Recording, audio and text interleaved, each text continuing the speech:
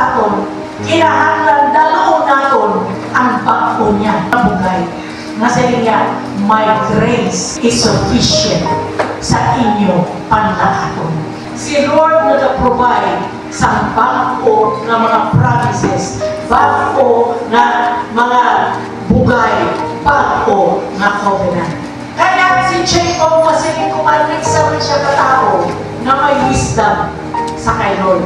Kasi sa aking papalik na siya ni Lord, balik ka dito sa duta na kinatag ko kay Abraham. Hindi ka rin magpabilin kay Laban. Balik ka. Kasi sa iya pagbalik, na masugatan niya na si Esau,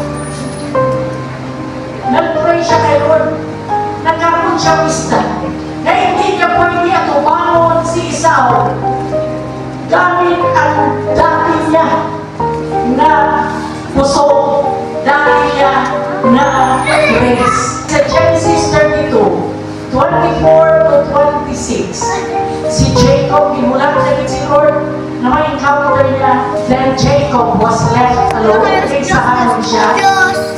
And the man wrestled with him until the breaking of day. Ang kinasabi, until the breaking of day.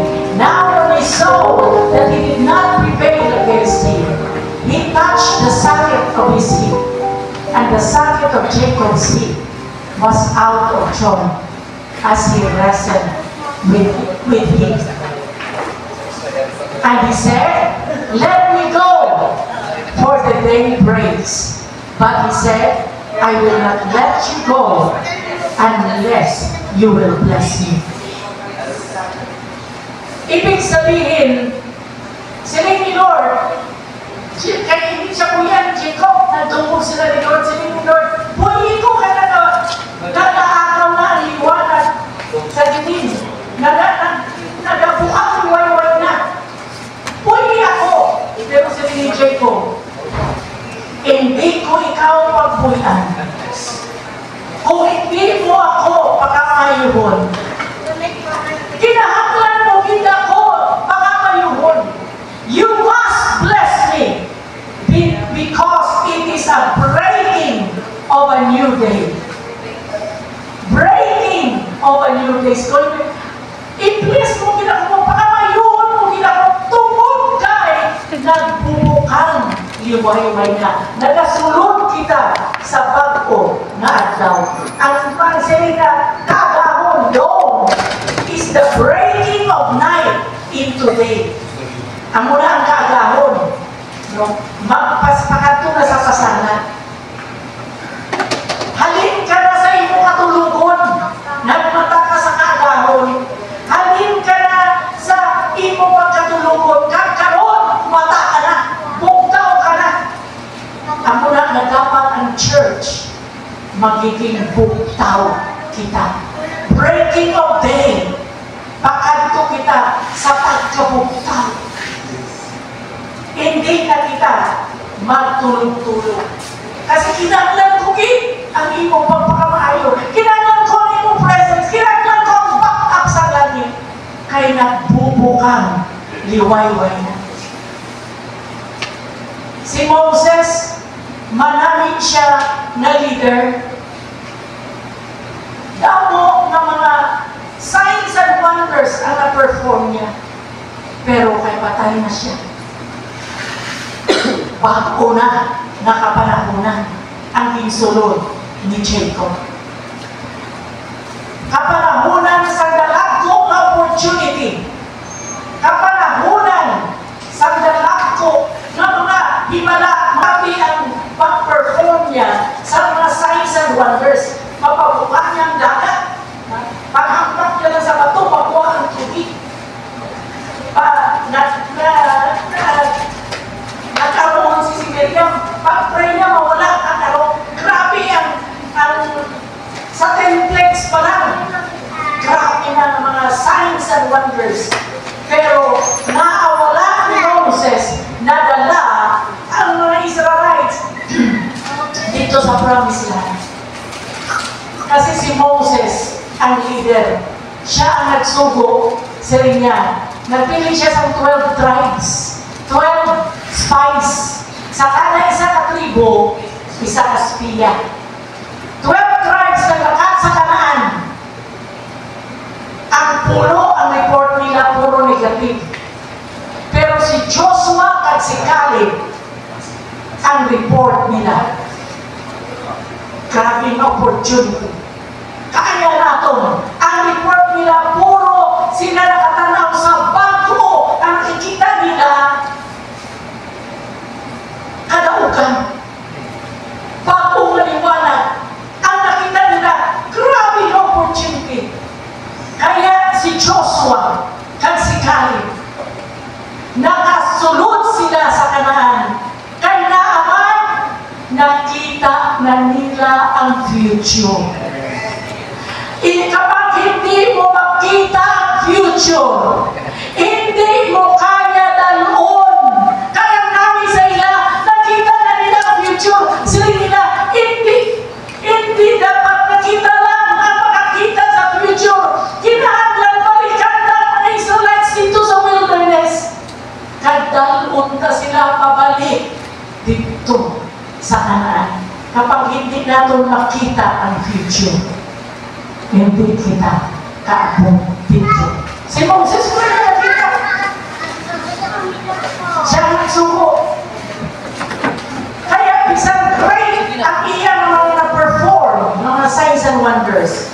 Wala niya nadala ang Israelites dito. Kaya si Lord nagsasabi, how far can you see? How far? Ano kalayo? Kasi ko ganit sa mga people sa private ito kasi ko kailangan nag-eskwela pa lang ng college. Dapat ginadeclare nyo na pagkatapos new graduate, surod na yun sa trabaho. Makasurod na yun. Nakikita nyo na makasurod na yun. Kaya ang muna ang portion sa mga anak sa Diyos. Gusto ni Lord na ang atong spirit karoon na agad makasulod sa bago na kapanahonan. Makasulod kita sa new season. Kasi kung masulod natin ina, then makatiman kita kay Lord, Lord, nasulod na ako na. And Lord, it's mine. Ako na. Ako na. Ako na ang bago. Hindi to own ang gusto yata nila sa atin. Hindi, kung magbasa ka sa Bible, hindi natin na basahon na sino gusto tayo maging amuman to kasi mga past, old promises, old covenant, old grace. Dinadala kita ni Lord sa bago na kapanahon. Kung dito kita sa dati, magkaroon kita old mentality. Ang old mentality, ano na eh? Old mentality. Expect the pastor to do all the work. Old mentality. Wala ka tayo na ako. Pastor naman kumarcha. Siya lang makasunod dito sa Promised-Land. Ang new mentality, we will go and fight for our sons and family for corporate destiny. Magalakat kita, makipag-away kita para sa atong mga anak, sa atong pamilya, para sa corporate destiny. Today is the day of the Lord. Maturity na nangyayari sa aton. Na kinahanglan, magiging conscious kita. Maging conscious kita, Pilipi, na ang Christ anak sa sulod ka. Anak siya sa sulod ka. Anytime, anywhere, gusto niya mag-manifest sa pamamagitan ta. Sa pamamagitan sa iyong body. Sa pamamagitan sa iyong templo. Gusto niya mag-manifest sa pamamagitan sa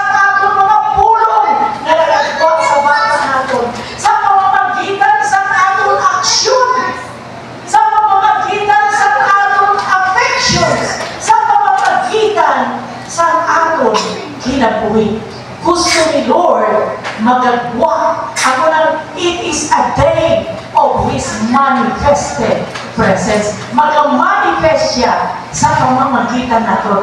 Pareha sa Acts 5:3 na ang Holy Spirit nag-manifest sa pamamagitan ni Peter. Ang Acts 5 verse 3, sila niya. Acts 5 chapter 5. But Peter said, Ananias, why has Satan filled your heart to lie to the Holy Spirit and keep back part of the price of the land for yourself? Ibig sabihin, dili, makita natin na nag-manifest si Lord. Si Peter to pero hindi niya. Pero si Lord nag-manifest sa pamamagitan niya na abi niya Ananias, wala may nakakita sa kanyang nila sa bibig na kanini sa bayra, butigan na si Lord. Pero sa pamamagitan ni Peter, nag-manifest ang presence ni Lord. Nabasa ba natin ang Acts 5?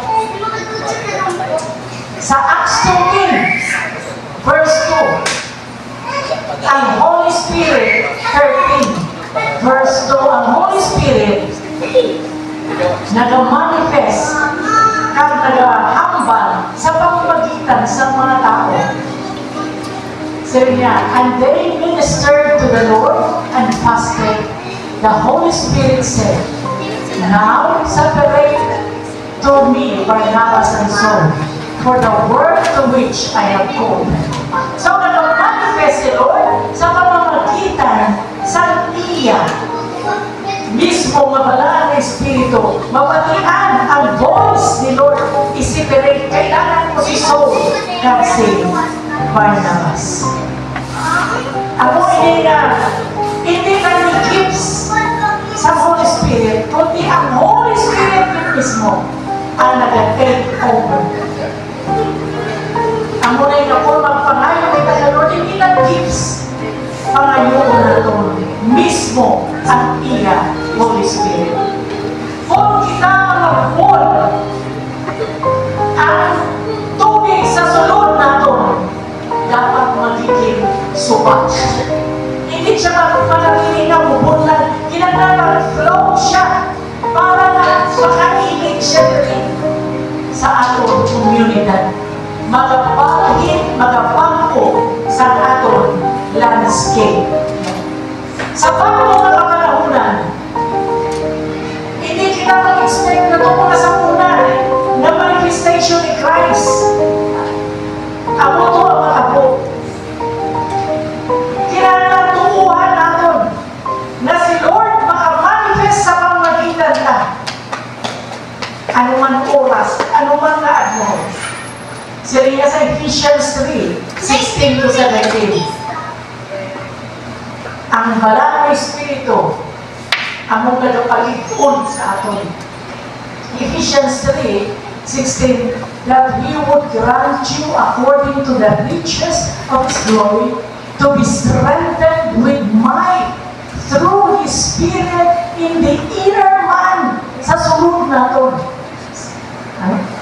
That He would grant you, ang sunod na verse 17, that Christ may dwell in your hearts through faith, that you being rooted and grounded in love.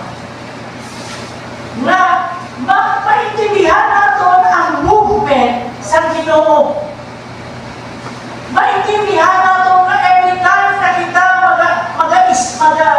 tipon na nag-isa kita. Magpatyagan natin ang kataason, ang kalabaon, ang kalalumon, ang kasangkaron sa gugma sa Diyos na nag-move sa aton. Kag amuin in Christ na ni, nagataas siya, nagasangkat siya, nagadalog siya, nagadako siya, amunin siya ang magagawa sa aton. Kapag siya na i-reveal, dira naton ma-discovery kung sino kita. Ibig sabihin, hindi lang siya ang magwa, hindi lang siya ang mag-rise up. Pero pati kita, we will also rise. Mag-rise up yan. No? In His rising, we are also rising.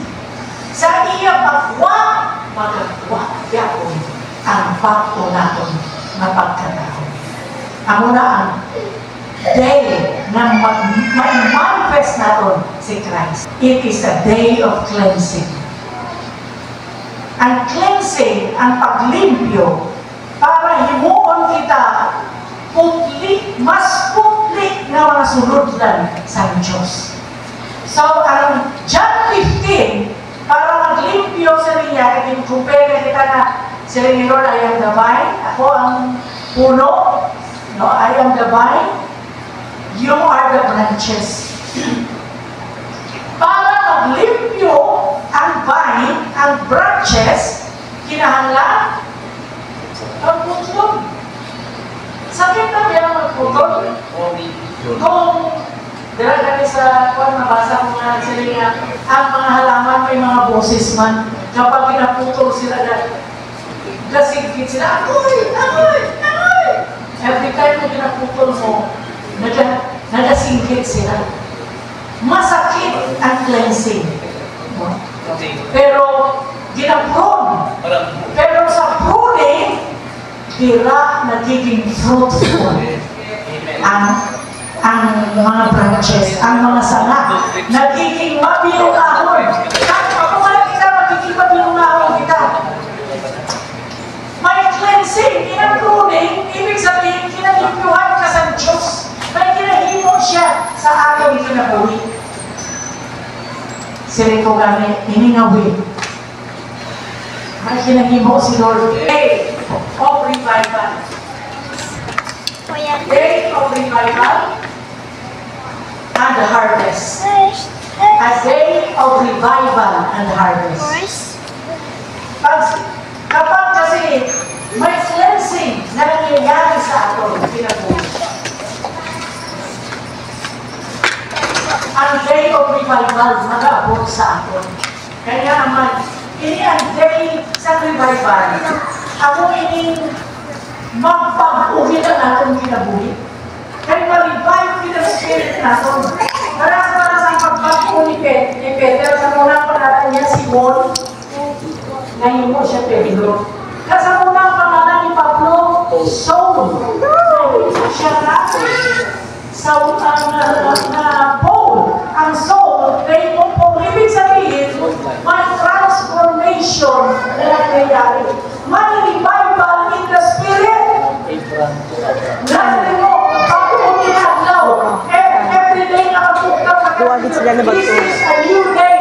This is a revival day na pag-uwi ko, hindi si Christ na aral sa akin. This is a day of great transformation. Great ang pagpag-uwi ng revival. Pagpag-uwi. My great acceleration. My great harvest. Kasi pag nagpag, ang mga mag-pray kita na, Lord, manifest through me sa pamamagitan sa akong mga mata. Sa pamamagitan sa akong mga amo. Sa pamamagitan sa akong paghambal. Sa pamamagitan sa akong kinabuhi. Manifest through me. Gusto ko makasulod sa new day. It's a new day. Bago na adlaw. Kasabihin, may cleansing. May arasan. Revival na nangyayari sa akong kinabuhi. So, muna ang word ni Lord para sa atong karon na dapat makita natin ang future. Kaya hindi ka madala ang atong pamilya sa future kung kita mismo wala. Wala na kanto, wala na nakita ang future. Kaya naman, dito kita halin. Nakita, ang mga sila ni Lord sa kay Abraham, how far can you see? Gaano kalayo ang makikita mo? There is sa north, sa south, sa east,